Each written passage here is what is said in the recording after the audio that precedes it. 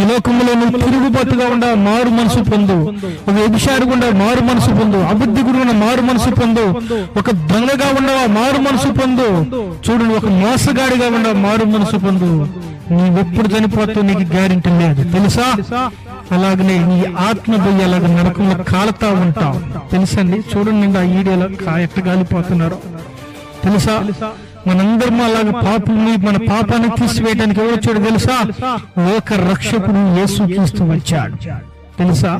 నీ కోసం నా కోసం మనందరి కోసం యేసుక్రీస్తు వచ్చి నీ కోసం నా కోసం మన కోసం కలవరి సిలువలో అలా బలైపోయాడు. దేనికో తెలుసా, ఆయన మనల్ని రక్షించటానికి ఈ లోకానికి వచ్చాడు.